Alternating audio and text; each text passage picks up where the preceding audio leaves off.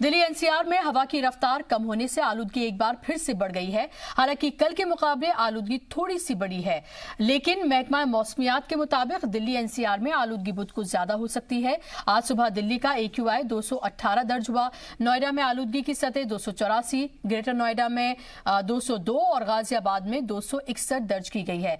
इस सतह की हवा को खराब जुमरे में रखा जाता है। हालांकि गुरुग्राम की में आलूदगी की आई है और एयर क्वालिटी इंडेक्स वहां पर ठीक ठाक है। गुरुग्राम में 197 एयर क्वालिटी इंडेक्स दर्ज किया गया है।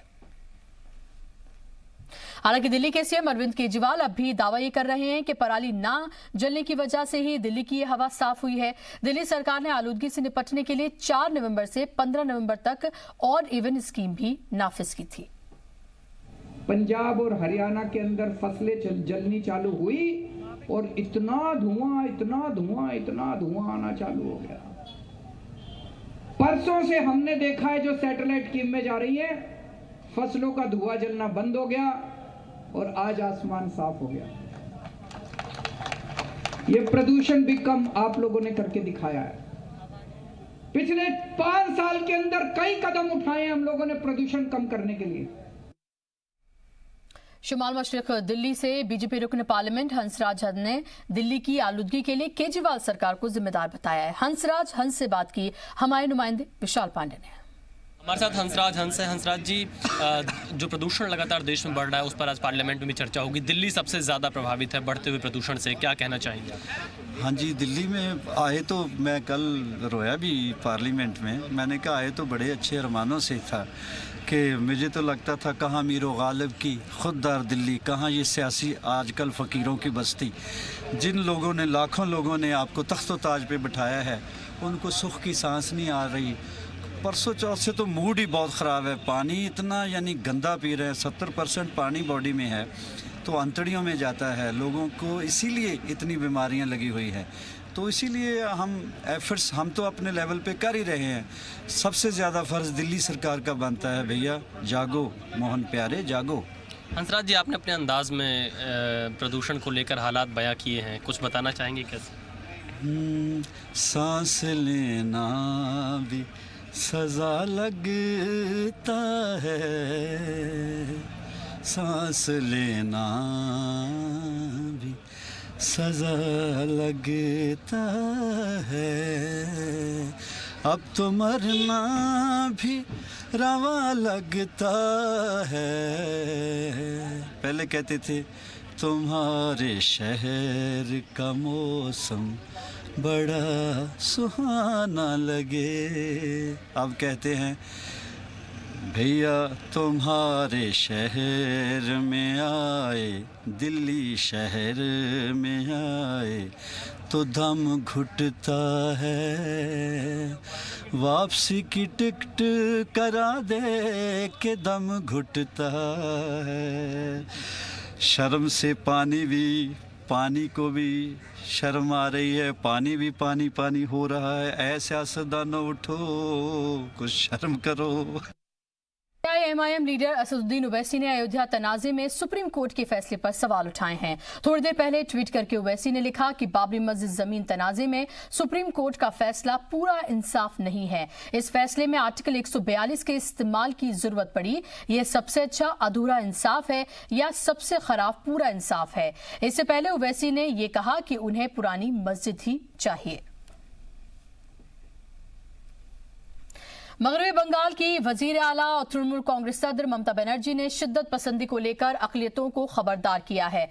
TMC कारकुनान से खिताब के दौरान ममता ने ऐसे लोगों से होशियार रहने की बात कही। इस दौरान AIMIM सदर असदुद्दीन ओवैसी का नाम लिए बगैर सिर्फ इशारा किया। इस दौरान ममता ने हैदराबाद को शिद्दत पसंदी का ठिकाना बताया। सियासी खेमे में इस बयान को कई तरीके से लिया जा रहा है। कुछ लोग इसे मुस्लिम तबके में बढ़ रहे ओवैसी की मकबूलियत, तो दूसरा खेमा इसे दूसरे तबके में तकसीम की सियासत बता रहे हैं। রাজনৈতিক দল কিছু কিছু হিন্দুদের মধ্যে যেমন উগ্রপন্থা আছে, কিছু সংখ্যালঘুদের মধ্যেও কিছু উগ্রপন্থা লোক বেরিয়ে গেছে এবং এরা বিজেপির কাছে টাকা নেয়। মাথায় রাখবেন, বিজেপির কাছে টাকা নেয় একটা দল আছে, হায়দ্রাবাদে তাদের বাড়ি, এখানে বাড়ি নয়। তারা এখানে এসে মিটিং করে বলছে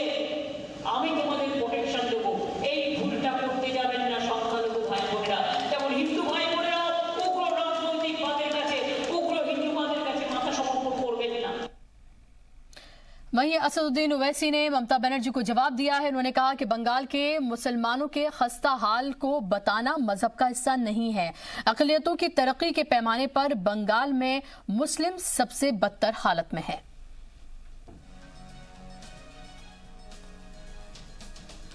तो असदुद्दीन ओवैसी ने पलटवार किया है ममता बनर्जी के उस बयान पर जिसमें उन्होंने मुस्लिम शिद्दत पसंदी का जिक्र किया और इनडायरेक्टली असदुद्दीन ओवैसी पर निशाना साधा। ओवैसी ने ममता बनर्जी को जवाब दिया है।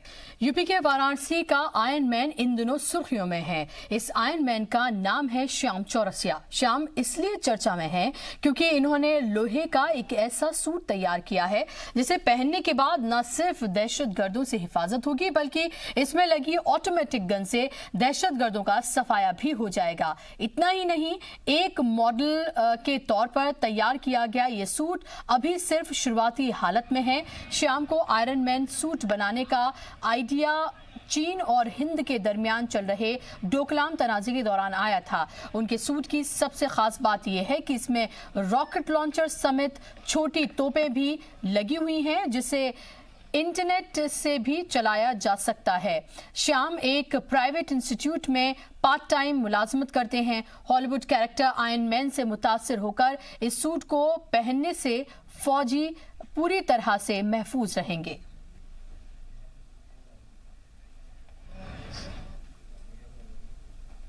अब बात जेएनयू की करते हैं। जेएनयू के तलबा ने पीर को दिल्ली में एहतजाज किया। एहतजाज में शामिल तलबा ने एक बार फिर जी मीडिया के खातून रिपोर्टर से की बेइज्जती की और जी मीडिया के खिलाफ नारेबाजी भी की।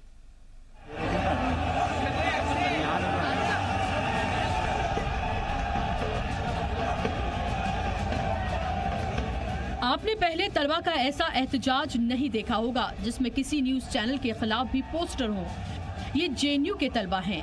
फीस बढ़ाने के खिलाफ पार्लियामेंट तक मार्च करने निकले थे, लेकिन इनका रवैया जुमे की तरह ही था। जुमे को जिन तलबा ने जी मीडिया की खातून सहाफियों के साथ गलत बर्ताव किया था, वही ग्रुप पीर को भी मौजूद था और बदसलूकी का सिलसिला जारी रहा। इस तरह से लगातार जी न्यूज के खिलाफ फिर सिर्फ नारेबाजी कर रहे हैं। ये देखिए, इस तरह से ये लोग प्लेकार्ड्स लेकर और ये लोग ये चाहते हैं कि हम जो जेएनयू का सच है वो ना दिखाएं। इसीलिए लगातार हमें ये कहा जा रहा है कि आप यहाँ से चले जाइए।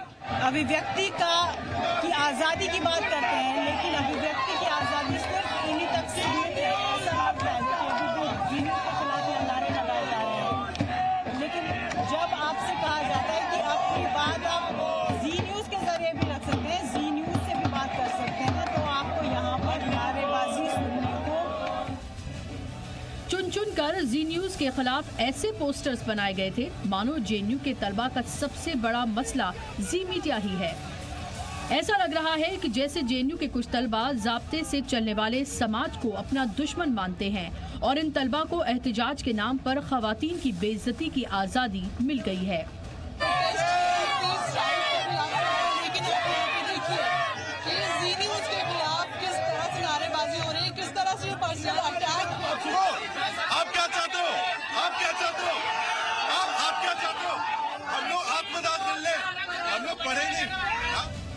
ये तलबा सड़कों पर जिस तरह का बर्ताव कर रहे थे, जिस तरह से नारेबाजी कर रहे थे और जिस तरह से जी मीडिया को निशाने पर ले रखा था, उसे देखकर ऐसा लग रहा था कि यूनिवर्सिटी के तलबा नहीं बल्कि किसी पार्टी के कारकुन हैं।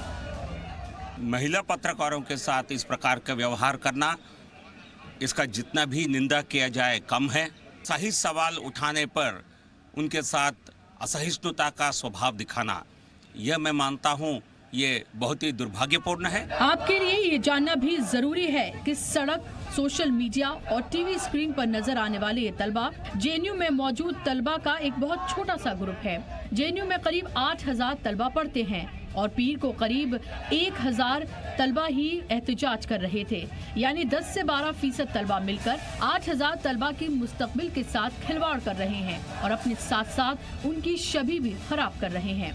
तलबा के इस ग्रुप ने वजीर आजम के लिए भी तौहीन आमेज नारे लगाए। तलबा के एहतजाज की वजह से आधी दिल्ली जाम में फंस गई। पढ़ने के लिए तो आए नहीं वहाँ, अब परिस्थिति बदलने लगे तो उनको पता लग गया कि खतरा हो गया, तो आज नहीं लड़ेंगे तो फिर कल मिट जाएंगे। इसके लिए 2 साल के लिए इसको बंद कर देना चाहिए। जो अच्छे विद्यार्थी हैं वहाँ उनको दिल्ली यूनिवर्सिटी अन्य जगहों में एडजस्ट कर लेना चाहिए। मीडिया पे अटैक कर रहे हैं। जी न्यूज़ की 2 लड़की रिपोर्टर गई, उन पर भी अटैक किया, उनके साथ बदतमीजी की। वो बदतमीज लोग हैं तो काहे को तुम गए वहाँ उसको बंद कराओ और खाली कराओ इन लोगों को, जिनको जेल में डालना जेल में डालो। जेएनयू फिलहाल पॉलिटिक्स का अड्डा बन चुका है। पॉलिटिक्स की वजह से जेएनयू में पढ़ाई बंद है। 25% जो बच्चे या जो रिसर्चर्स, जो MA students, BA students Nike जूता पहनते हैं, लिवाइस का जीन्स पहनते हैं, रॉयल एनफील्ड बाइक्स चलाते हैं, यहाँ पे मॉल है, वहाँ पे जाके they do exactly the things that you and I do. They should pay. There is no reason to hold the campus to ransom. If we continue with this strike and cause academic loss, it is going to affect the future of thousands of students. From tomorrow, the new week is going to start. I would like to appeal to all of you to come back to the classes and resume your research activities, because soon, from December 12th, the end semester exams will start. And if you don't attend the classes and if you don't participate in the exams, it can affect your future academic goals. JNU के तलबा ने पूरे campus को यरगमाल बना रखा है। इस एहतजाज को करीब 3 हफ्ते पूरे हो चुके हैं, लेकिन इससे तलबा के मुस्तकबिल को हो रहे नुकसान की तशवीश कोई नहीं कर रहा। ब्यूरो रिपोर्ट, जी मीडिया।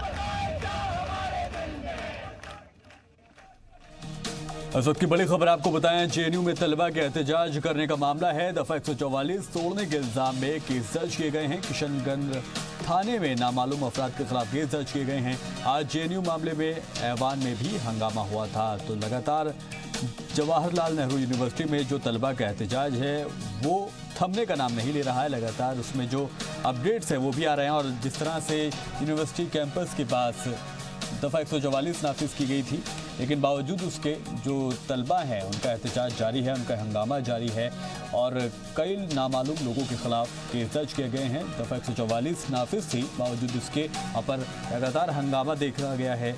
और अभी भी खबर यही मिल रही है कि कुछ लोगों के खिलाफ जो कि नामालूम है उनके खिलाफ केस दर्ज किया गया।